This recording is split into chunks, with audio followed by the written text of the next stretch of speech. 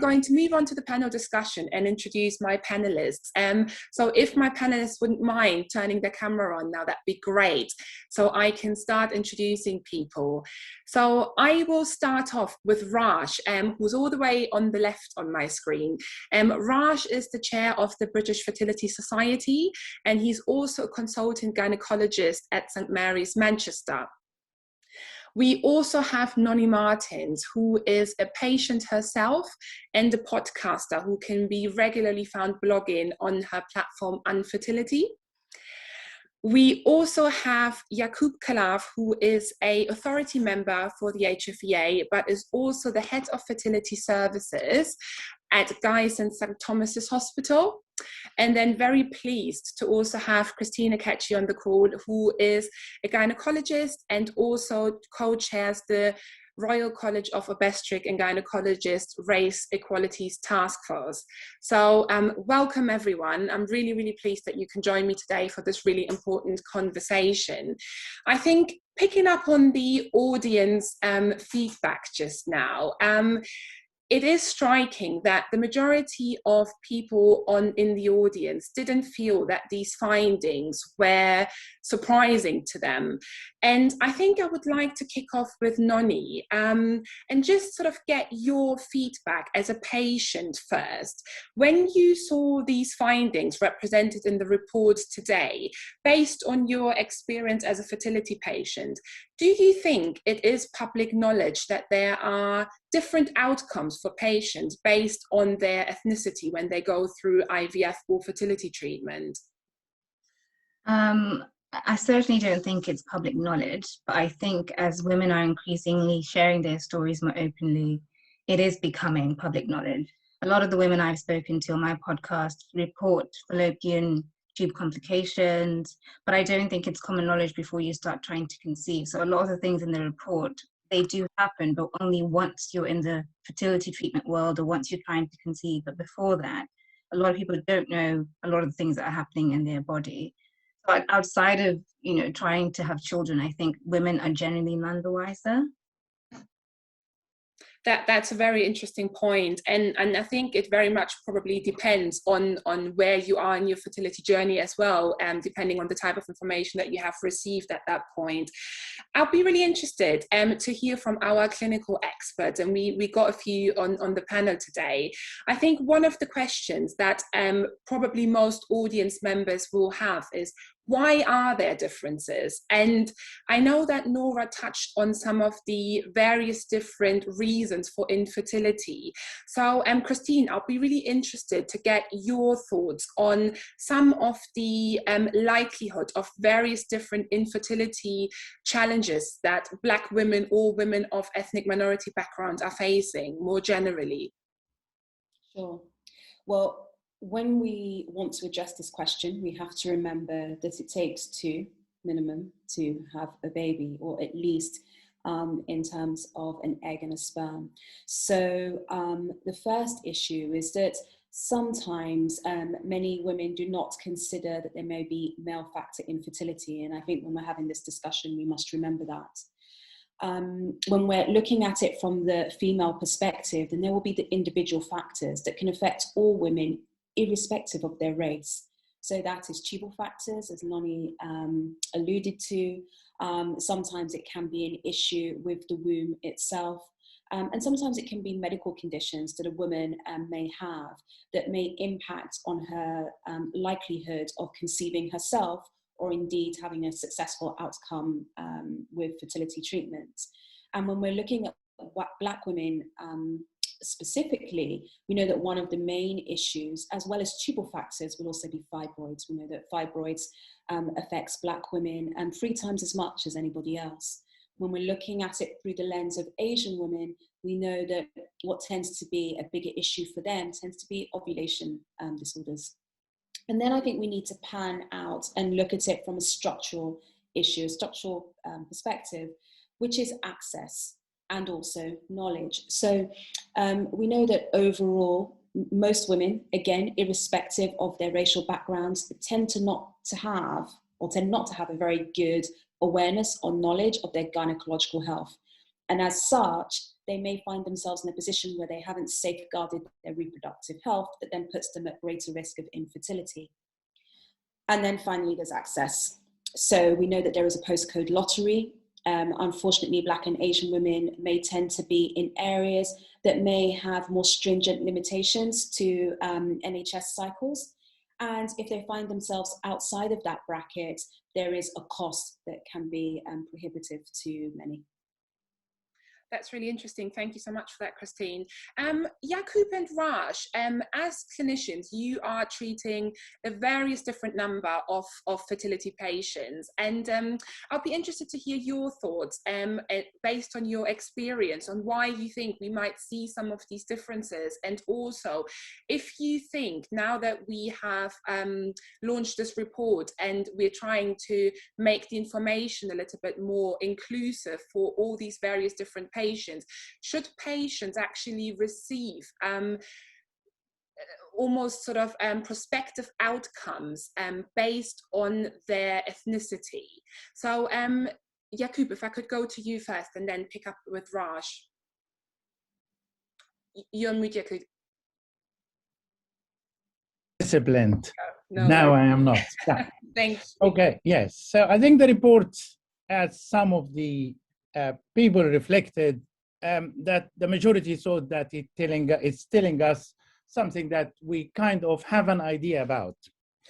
And Christine elaborated on how things could explain those differences. But if you really look broader, you will find that the report is addressing a broader picture.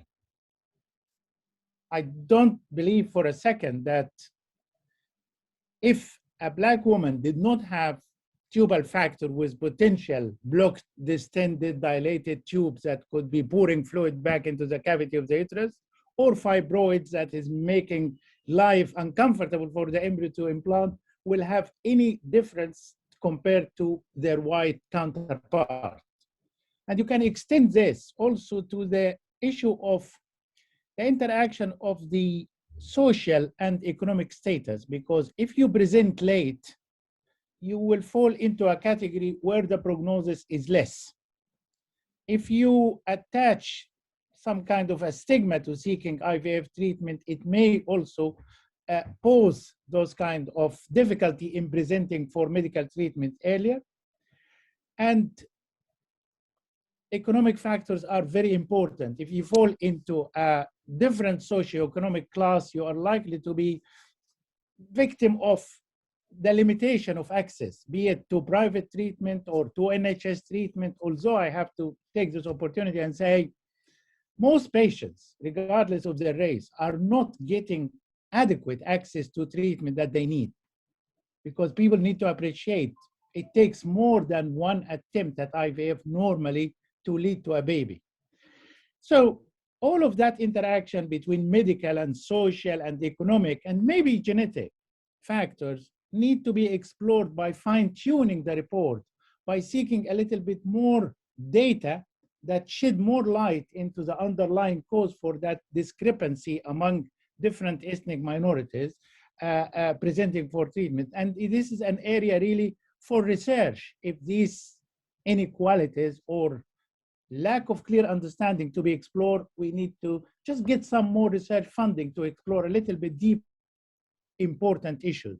But the message that I would like to leave people out there, just being from ethnic minority does not give you a stamp of lower outcome. It has to be individualized. It has to be individualized according to the medical circumstances. That's interesting. Raj, can I follow up with you? Yacoub touched on age, and this is also something we have seen in the report, showing that Black patients specifically present later, so they tend to start fertility treatment around 2 years later than the average patient. What have you seen based on your experience as a clinician? I think that's quite a striking difference, isn't it? And 2 years in fertility terms is significant, particularly when you're in your mid-30s. I suspect that this is due to a complex number of reasons. Christine raised the issue that even apart from patient-related factors, there might be factors relating to access to fertility services. It's possible that a number of Black people live in areas where the access criteria are more stringent, where it is more difficult to get a foot in the door into your nearest hospital for proper assessment and advice. There's also the possibility that because there is a higher prevalence of fibroids and tubal diseases, that these patients have undergone a series of surgical procedures or other interventions which they needed, which are correctly applied and applicable in their case, but which unfortunately have perhaps delayed them in actually getting to the IVF stage. So it is complicated, but my feeling is that it is going to be not just factors to do with the patients themselves, but also in their ability to seek access to good quality care. Mm-hmm. That's a really important point. And I know that there has been quite a few discussions previously around some of the access, but also the knowledge and feeling comfortable actually going for treatment.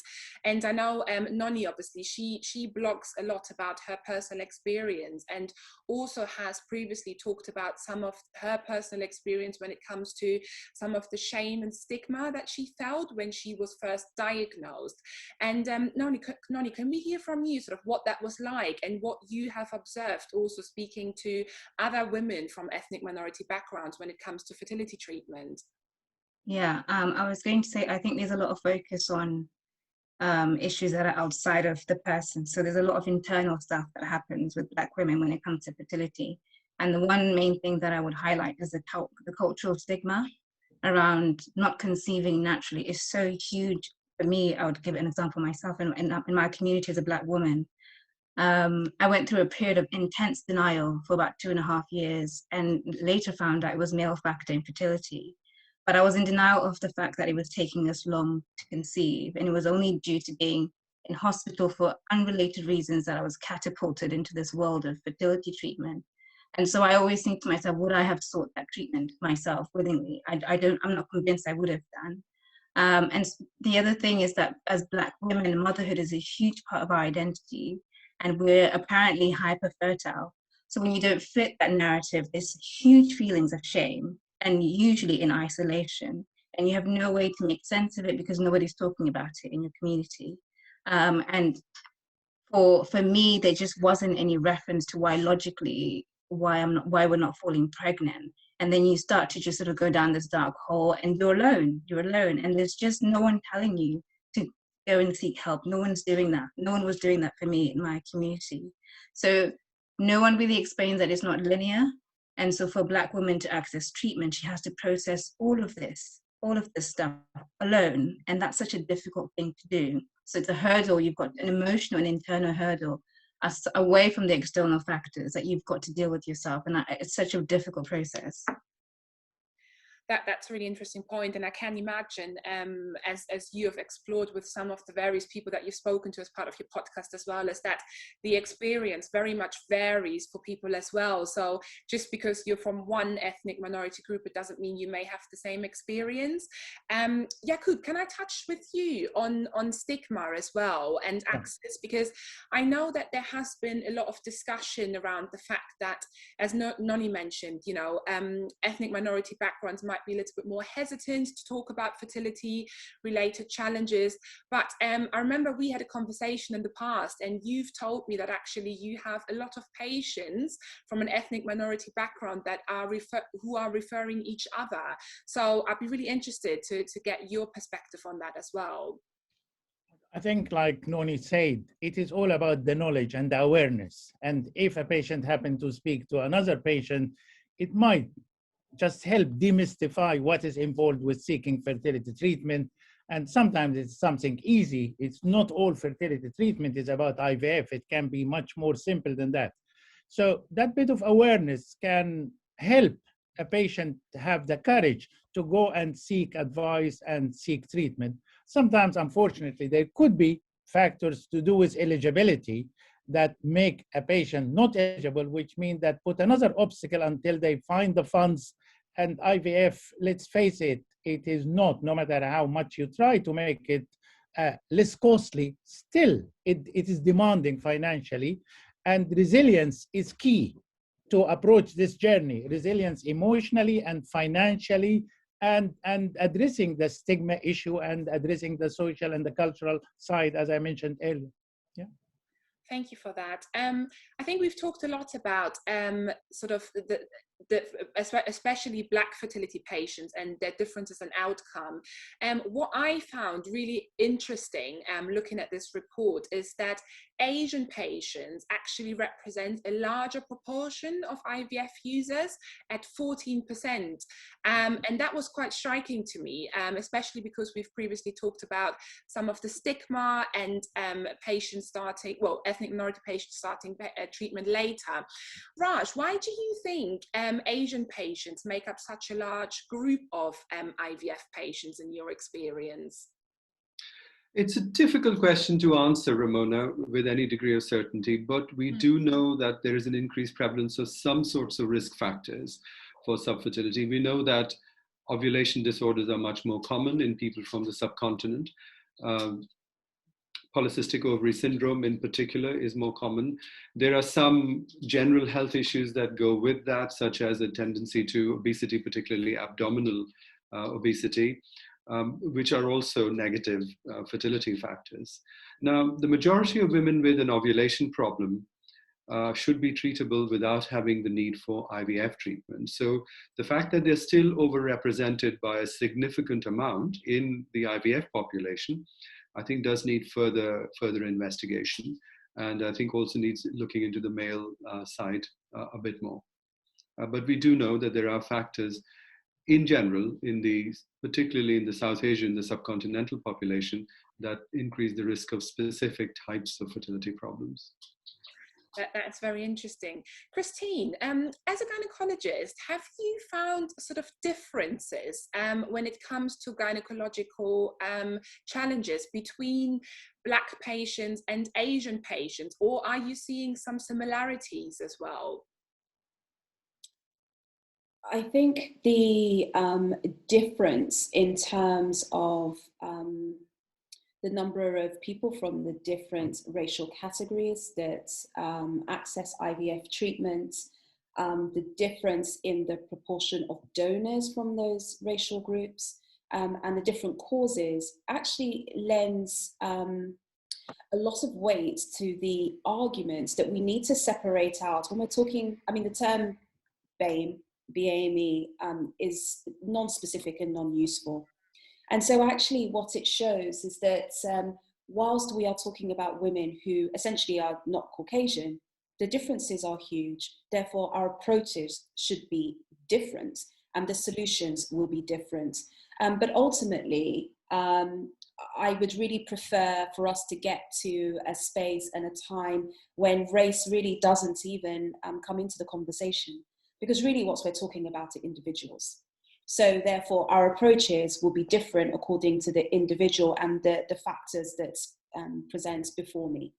And I wouldn't necessarily, yes, okay, Black women are more likely to have fibroids overall, but many Black women don't have fibroids. Many Black women have polycystic ovarian syndrome, you know. So I think it's important that whilst we have used one particular lens to look at the data, and it's just one way that we've cut the data, we could use a different lens and find different groupings. Mm-hmm. And ultimately, where it can help us try and direct resources and maybe better research to try and find out a little bit more, we have to remember ultimately that it's an individual. Yeah, I think that's a very important point, and I can see quite a few questions coming through on the chat around donation and awareness. So I will definitely pick up on that. But before we go into that, one of the key points that I would like to get your feedback on as well is the one around multiple births in IVF treatment. And we know that multiple births are the single biggest risk in fertility treatment for all patients and their babies. And we have seen in the report that Black patients had the highest number of multiple births. So they had more than one baby when going through fertility treatment. Christine, you highlighted some of the other how inequalities when it comes to pregnancy relating to Black patients, but also other ethnic minority patients. And I would really like to get the panel's thoughts on why we are seeing a higher number of multiple births in Black patients specifically, but also what actions we as a sector and also clinicians would be able to undertake to maybe get that one down and make sure that all fertility patients can have safe and effective treatment. Yacoub, can I come to you on that and ask you about your thoughts on this? Yeah, I think when I reflected on this observation, I thought probably it's linked to the late presentation, because if there are 2 years difference, those 2 years could move a patient from the under 35 age group to the 35 to 37 or 38 to 39, when there is a little bit more uncertainty about single embryo transfer versus double. And so there will be a little bit more, not liberal, but less stringent criteria to stick with single embryo. And it takes few of those to make allowance for the difference between 10% multiple births and 14% that is being reported. Because like I said, it's not fine-tuned to compare like with like, it is just collective. That's the only explanation I could come up with. Perhaps presence of additional pathology makes the clinician not confident about the chance of implantation in the same way, and makes them again resort to double embryo transfer to try to make up for that lower chance of implantation. These are my only reflections on this aspect.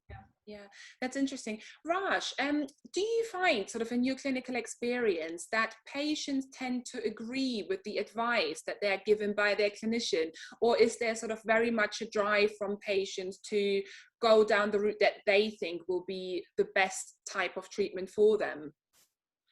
I think patients do follow clinical advice in general, but when it comes to the number of embryos that are transferred for any patient, for any individual in that position, there is always a bit of interplay between the clinical advice and the patient's wishes. And if you have a scenario where the patient has been trying for years and she is literally at the end of the road and she wants to have a double embryo transfer, you would explain things to her, of course. Oh, I think we've just lost him. We might get him back shortly. So I'll move on in the meantime. Technical difficulties, eh? One of the other elements. But you'd have to be exception and a patient desire. I think that. Sorry, Raj, we've lost you there for the last bit. Would you be able to repeat just the last bit from your observations?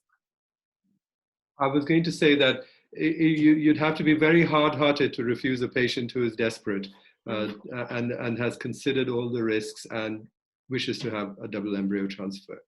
Yeah. And I don't think that that would be a good place to be. Yeah, yeah. Can I just add to that? Sorry. Oh, yes. I think there's quite a hype around having twins in the IVF community, and a lot of people, even if you've not been doing IVF for long, if you're not older, it's just the fact that you don't have to do it again, maybe if you have twins. But I don't hear a lot about the risk. So I think there's an education and awareness piece there around that, because there is so much about, oh, they're so cute. And when they come out, there's not so much about the pregnancy and the complications that can happen around that. And I'm having a double embryo transfer this time, and I asked for it and it was an agreement, but that's because our first 2 cycles failed. So I think there's that balance of how do you give the person the best chance, but also how do you manage the risk? So I agree with what Raj said, yeah. Yeah. And that's really interesting. I think it brings me back to my point of information for patients and where they get this from. And we have seen some comments in the Q&A session as well, with some people suggesting that there just isn't enough awareness of fertility treatment at the very outset. So where do people actually go for the information, and where can they access it? And we've had some comments from the audience around better signposting from GPs, but just more general awareness through potentially some charities, but also the sector more generally. Christine, sort of in your experience as a consultant as well, have you come across sort of similar sentiments from patients that they just didn't know about it, they don't know where to go for help when they're going through the initial stages of investigations? Absolutely. I can see in the chats that somebody mentioned about GPs, and you're absolutely right. Conversation and knowledge, first of all, starts within our community. But, you know, as somebody else also said in the chat, it's very wrong to place the burden of responsibility within the community, particularly when we're starting off from a standpoint where the knowledge is minimal. The next step is GPs, and it's about supporting our GP colleagues with up-to-date knowledge, but also knowledge that is pertinent for management and initial investigations within the community, of which most issues can be managed. And where more specialised treatment and support is needed, early referral, but saying that women as well need to be aware of some of the limitations to access that will be in play in their particular area. And that knowledge needs to come early. What tends to happen is that people become aware of it when they're starting to seek care, ultimately and often when it is too late. I think webinars such as this are extremely helpful. And so increasing the presence and visibility of the HFEA and charities is absolutely vital. Everybody now has access to the internet. You know, people want to seek information, and it's important that we direct them to validated, trusted sources as opposed to other areas where the information may not be as of good quality. Yeah, and that's a really good point, and it actually brings me back to another key point of the report, which was around the lack in access of donor gametes, so that's donor eggs or donor sperm. And we've had some questions here as well from the audience around, you know, awareness raising and what can be done to really encourage more donation from ethnic minority donors. We do know that based on the report, the majority of sperm donors are white, so sort of at 86%. Then there are 5% of Asian donors, 5% of mixed donors, 4% of others, and 3% only for Black donors. So that's for sperm donation. And then in terms of egg donation, it's a very similar picture, if not even worse. So we're seeing 98% of cycles are actually being done with white donor eggs. And then 59% of cycles with a mixed patient, still using white donor eggs. Again, you see 52% of cycles with an Asian patient using white donor eggs. So it's quite clear that there is a lack of access. Again, sort of in the chat, it was touched on the awareness and the stigma. I'd be interested to get your thoughts on what we as a regulator could do to potentially encourage more uptake, but also if there are any other avenues that can be taken to really encourage more donors from an ethnic minority background. Noni, can I start with you? I know you are not using donor sperm in your treatment, but has this been something that you felt has been discussed fairly open, or would you say there's been sort of very much sort of a cloak of silence around the issue of donation? I think a lot of the Black women I've spoken to who are using donor eggs or sperm don't speak about it openly, so they say they're having IVF. You only sort of find out, I guess, towards the reality is true for them, that when they're going to have the baby, that they use a donor egg or sperm. So I've seen a lot more white women talking about donor eggs. I haven't seen, but maybe that's because of where I am in my journey. So I'm seeing where I am rather than what's actually happening. But yeah, I would say that a lot of people keep that to themselves. I think that's an added layer of stigma for sure that people would have to tackle, yeah. That's interesting, and I've just seen in the comments here from Cetal, who said that she's undergoing treatment with a donor, and she and her husband are both of Asian descent, and they haven't even considered using an Asian donor based on the long waiting times. So it is quite clear that it's impacting people's treatment. Raj and Yacoub, sort of, how do you? I guess my question is, if an ethnic minority patient comes to you and is in need of donor gametes, whether that's donor eggs or donor sperm, how do you approach that conversation, and what kind of advice do you usually give them? Raj, if I can kick off with you, please. Thank you. I think this is a very important point that we bring in quite early into the discussion about donor eggs, because it's about logistics, availability, waiting times. Often we will find patients are happy, or at least willing, to accept eggs from a Caucasian donor or from a mixed race donor. But even that is, even a mixed race donor availability can be challenging.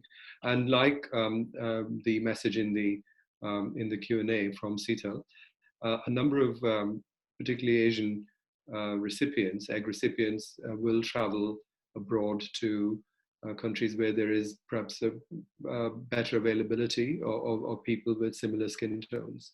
And also even people going to countries like India specifically for this kind of treatment.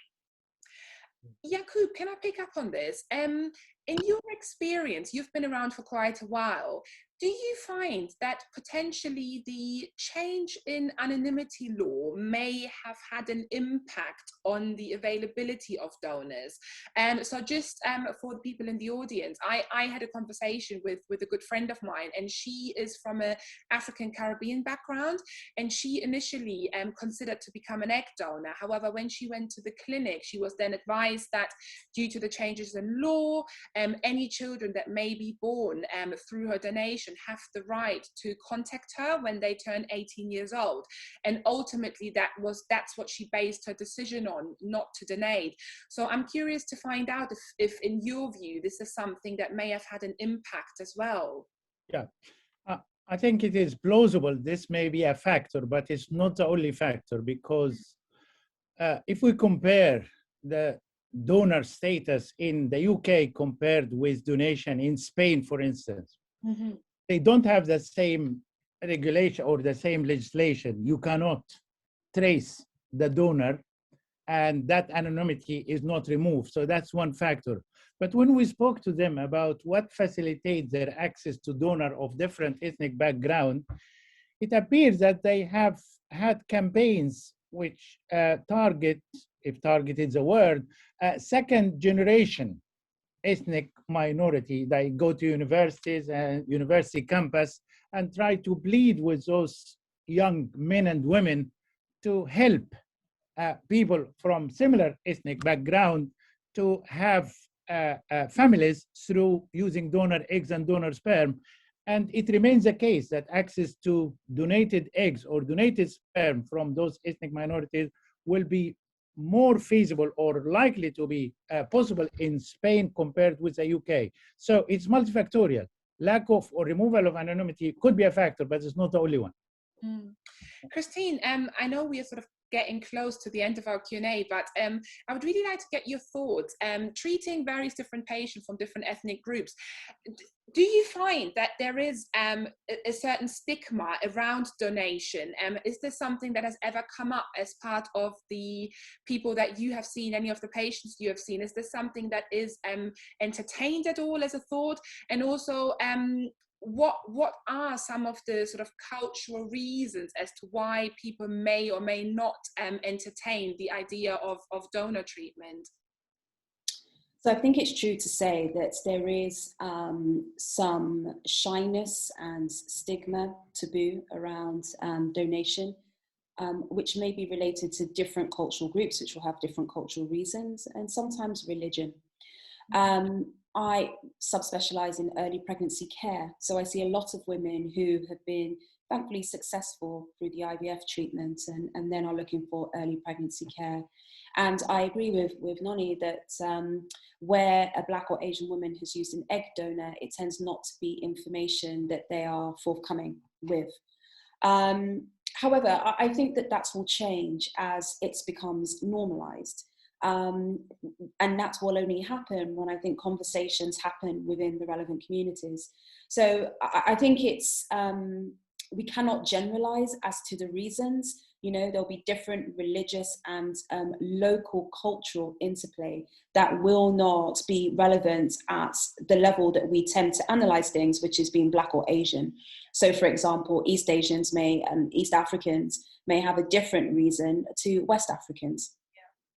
Saying that, I think it's really important that we, when we're thinking about what we now do with this information and how we change or take this data and transfer it into solutions, really driving the increase in gametes donation from Black and Asian backgrounds is really vital.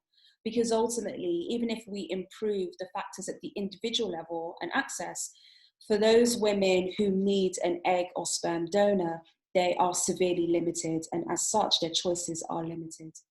And so I think it really is cognizant for us in this panel and those who are watching to really think about how we can increase that drive. And that's one of the things in the Race Equality Task Force that we are looking at.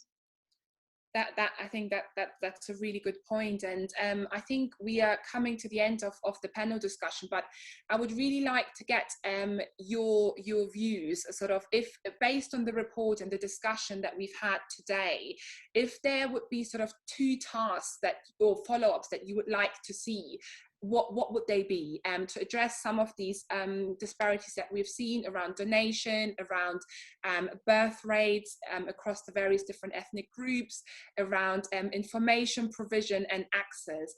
Raj, can I kick off with you for some closing remarks? Thank you. I think this is a very important report. It's a very powerful report. It's a very good use of the data that the UK is very good at collecting, that clinics in the UK have been very good at collecting. I think things could be better in terms of data collection. About 12% of patients, I think, didn't have their ethnicity recorded. So I think that should be something that clinics can get better at. We should also look at whether we can do more sensitive or more granular ethnicity recording, because to call people Asian in 2021 is a little bit meaningless. So I think we could get better at that. I think as doctors, we need to get better at preparing women for fertility, for pregnancy at an earlier stage. And that involves looking at lifestyle, having a whole life course approach to their care, and working with our colleagues in primary care, I think, is extremely important. I think those would be the 2 big things that I would highlight. Thank you. Noni, your final thoughts. Yeah, I wondered, and I don't know, the medics will tell me, I don't know if this is possible, but I wondered whether there could be a fertility MOT of some sort before women even get to the stage of trying to conceive. So maybe, you know, in the same category as a smear test sort of thing, routine test, just come in, let's do a check. So by the time you start trying, you're quite aware of what's going on in your body. Another thing is, and I don't know if this is true, but there's this thing that you have to wait a year before before you seek treatment. A lot of Black women don't know that. They don't know that after a year you should speak to a GP at least. They don't know that at all. So I've spoken to loads of women on my podcast. They're not aware of that. So that message needs to be stronger. But the key one for me is, I think, in our dissemination of any information, any sort of educational awareness piece, we need to engage in the community leaders, the religious leaders, and the ethnic minority groups, because those are the people that couples go to at times of need or when they're trying to conceive and it's not working. And if those people are ill-informed, then it just starts from there. People are having shame and staying silent and that sort of thing. So engaging families, community leaders, and authority figures in people's lives, I think, is a key one, because those are the immediate people that people go to. Thank you very much. I think that's a very good point, and definitely something that we will be trying to take on board as well. Yacoub, your final thoughts. Yeah, I think information and knowledge is power, and the more dissemination of information that we have about fertility, and I feel that there are some reliable and responsible sources that they are not made use of. I can give an example of Fertility Network UK. This has been long running, and I've been doing a huge amount of work in order to increase awareness and to provide some guidance and solution. There are different websites that they have the information that talk about things that could benefit patients making a decision when and how to seek advice earlier rather than later. And to try to clarify issues, because one of the questions that I could see, people are questioning what is our issues with multiple births. Mm-hmm. In 2021, this should have been made clearer. It's not about two for the price of one bargain. It's about giving two healthy babies, and that is less likely with twins than it is with singleton. So this kind of awareness needs to be, unfortunately, not a one-off, not a snapshot. It needs to be a continuous awareness campaign to make sure everybody is on the same page with issues that matter. Thank you, Yacoub. Christine, please. Basically, I concur with everything that's been said. I mean, from my perspective, it's just incredibly sad to really see that the inequalities that particular women face, you know, those from Black and Asian backgrounds, is throughout their life course. There's been lots of attention around maternal mortality, you know, rightly so. But we have to remember, for a good proportion of women, they don't get pregnant at all. And if they do, after a difficult journey, they then, you know, potentially are at risk of poorer outcomes. And so it's important that when we are trying to tackle inequalities, that we really approach it from the life course approach, which means we have to start from the beginning when people are young. Education is key, but it's only really effective when it happens at the beginning. And finally, for me, it's just so important that I think we work towards increasing the gamete donation from Black and Asian backgrounds. Thank you very much. This was a very, very good and constructive conversation, and I'm sure we could have gone on and on and on about this. I will be handing over to Sally. Again, a huge thank you to the panelists for joining us today. And Sally will give some closing remarks and will also tell you guys a little bit about what some of the next actions are that the HFEA is trying to take on following this report launch. But thank you very much to the panel for joining us today. Thanks, Ramona, and thank you again to all of the panel. I think that was a really helpful and insightful discussion, although as a patient who's been through many unsuccessful cycles, it always breaks my heart a little when we have to listen to comments like this. I think all of the panelists picked up on points that we can take forward, and they were all very helpful. So whilst the HFEA don't control all of these areas, as the regulator, what we'd like to do is examine our data a bit more and see if we can draw some more definite conclusions. I'm conscious that lots of you made the point that patients are all individuals, and you are all individuals, and that having a BAME category isn't particularly helpful. But on an individual level, patients must always be treated like that and hopefully given the best chances of success. On a more strategic level, it helps us perhaps with raising awareness, and the points you made around awareness, community discussion, and more research, which is what the HFEA will also campaign for, will help us to reach many more people through blogs like Noni's as well. I've seen a couple of media posts that have come through. So your article, Noni, has made it into Elle magazine. I'm sure people would want to look at that. And we've got a piece in the Telegraph today, and there'll be other media reports that Ramona and her team have worked on getting into the media. So everything we can do at community level, at national level through these reports, at some of the work that Christine and her colleagues are doing around the RCOG Race Equality Taskforce that the HFEA is taking part in, through our own information at the HFEA and through research using our database. I'm hopeful that if we start to produce these reports on a more regular basis, we will reach more people and we'll make an impact. Nadine Dorries, the Health Minister, also had a quote in our press release this morning, because you'll be aware there is government are launching a women's health strategy, which I think Christine touched on, and which is supposed to look at women's whole life journey. So we're hoping that fertility will be a key part of that, and that we'll be able to raise all of the issues for patients who suffer any sort of inequality. But for our experts today and our expert patients, I'd just like to thank you all so much for coming along today. I hope that the people who've listened have found it helpful, and it will at least allow you to go away and spread the word a little amongst your own communities. Thanks to Ramona for chairing and to Nora for presenting, and I hope you have a very good rest of the day. Thank you. Thank you. Thank you. Very much, everyone. Just one final closing remark from myself. We've talked a lot about the information, and I just wanted to let people know that the HFEA provides unbiased information about fertility treatment. So if you would like to have a look, you can go on www.hfea.gov.uk. You can also find us on Twitter at HFEA and on Facebook at HFEA Official. We are not on Instagram, and I'm aware that a lot of you are, but we're working very closely with people such as Noni and others who are helping us to spread the message across Instagram as well. Do keep an eye. There are a couple of things that are coming up over the next couple of months that will give patients an opportunity to get involved in our work as well. So please do keep an eye. And of course, if you have any questions about this event at all, you can always email us at communications@hfea.gov.uk. And then finally, before I let you all go, you will see that there's a short poll coming up on your screens now to just rate this event. This is really helpful for us to just let us know what we can do better in future, or if you would like to see similar events going forward. So again, thank you so much for joining us today. I think it was a very interesting conversation, and I'm sure it won't be the last. Thank you. Thank you.